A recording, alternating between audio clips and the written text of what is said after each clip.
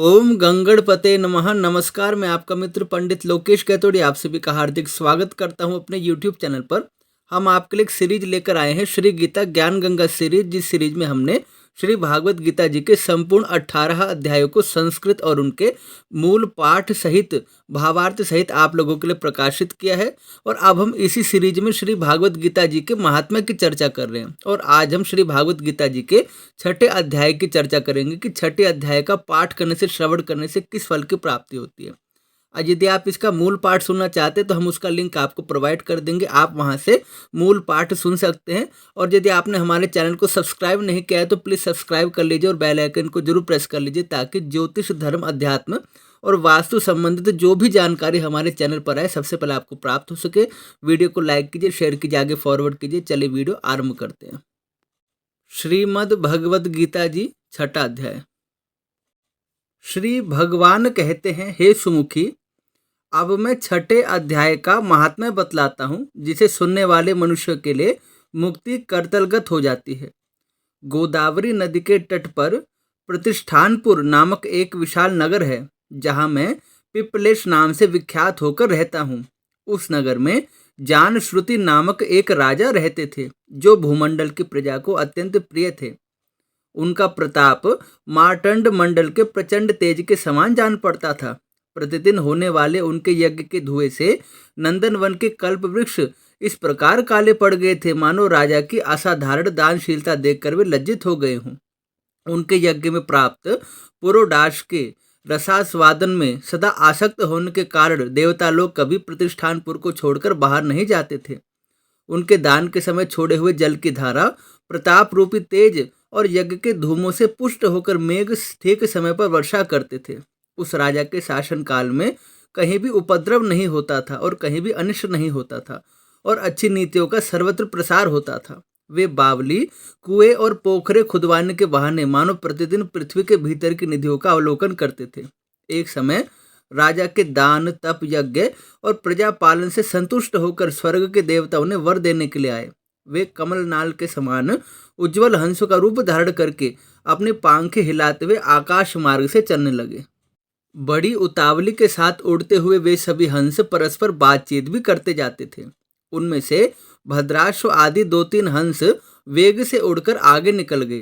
तब पीछे वाले हंसों ने आगे जाने वालों को संबोधित करके कहा, अरे भाई भद्राश्व, तुम लोग वेग से चलकर आगे क्यों हो गए हो? यह मार्ग बड़ा दुर्गम है, इसमें हम सबको साथ मिलकर चलना चाहिए। क्या तुम्हें दिखाई नहीं देता, यह सामने ही पुण्य मूर्ति महाराज जानश्रुति का तेजः पुंज अत्यंत स्पष्ट रूप से प्रकाशमान हो रहा है। उस तेज से भस्म होने की आकांक्षा है, अतः सावधान होकर चलना चाहिए। पीछे वाले हंसों के वचन सुनकर आगे वाले हंस हंस दिए और उच्च स्वर से उनकी बातों की अवहेलना करते हुए बोले, अरे भाई, क्या इस राजा जानश्रुति का तेज ब्रह्मवादी महात्मा रैकव के तेज से भी अधिक तीव्र है?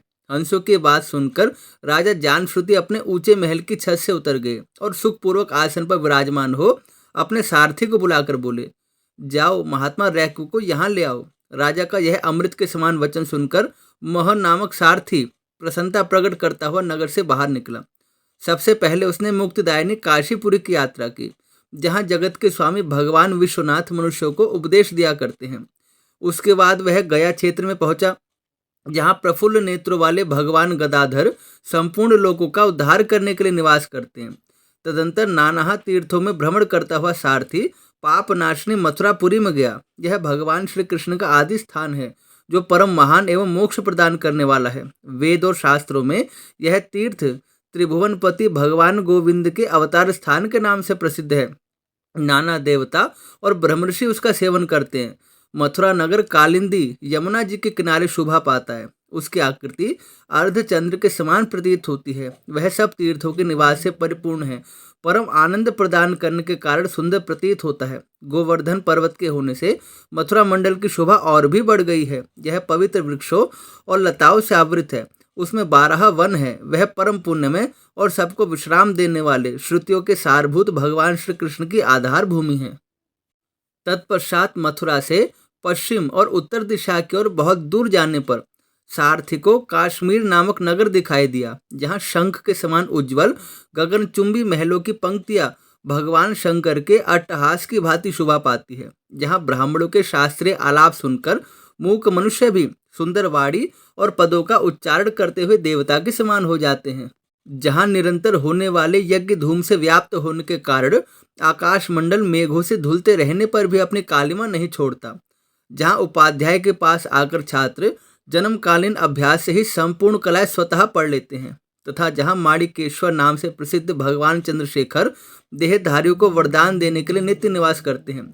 कश्मीर के राजा माणिकेश ने दिग्विजय में समस्त राजाओं को जीतकर भगवान शिव का पूजन किया था, तभी से उनका नाम माणिकेश्वर हो गया था। उन्हीं के मंदिर के दरवाजे पर महात्मा रैक एक छोटी सी गाड़ी पर बैठे अपने अंगों को खुजलाते हुए वृक्ष की छाया का सेवन कर रहे थे। इसी अवस्था में सारथी ने उन्हें देखा। राजा के बताए हुए भिन्न भिन्न चिन्हों से उसने शीघ्र ही महात्मा रैको को पहचान लिया और उनके चरणों में प्रणाम करके कहा, हे ब्राह्मण, आप किस स्थान पर रहते हैं? आपका पूरा नाम क्या है? आप तो सदा स्वच्छंद विचरण करने वाले हैं, फिर यहाँ किस लिए ठहरे हैं? इस समय आपका क्या करने का विचार है? सारथी के वचन सुनकर परम आनंद में निमग्न महात्मा रैको ने कुछ सोचकर उससे कहा, यद्यपि हम पूर्ण काम हैं, हमें किसी वस्तु की आवश्यकता नहीं है, तथापि कोई भी हमारी मनोवृत्ति के अनुसार परिचर्या कर सकता है। रैको के हार्दिक अभिप्राय को आदरपूर्वक ग्रहण करके सारथी धीरे से राजा के पास चल दिया। वहां पहुंचकर राजा को प्रणाम करके उसने हाथ जोड़कर सारा समाचार निवेदित किया। उस समय स्वामी के दर्शन से उसके मन में बड़ी प्रसन्नता थी। सारथी के वचन सुनकर राजा के नेत्र आश्चर्य से चकित हो उठे। उनके हृदय में रैको का सत्कार करने की श्रद्धा जागृत हुई। उन्होंने 2 खच्चरियों से जुती हुई एक गाड़ी लेकर यात्रा की। साथ ही मोतियों के हार, अच्छे अच्छे वस्त्र और 1000 गवे भी साथ में ली। कश्मीर मंडल में जहां महात्मा रैको रहते थे, उस स्थान पर पहुंचकर राजा ने सारी वस्तुएं उनके आगे निवेदित कर दी और पृथ्वी पर पड़कर साष्टांग प्रणाम किया।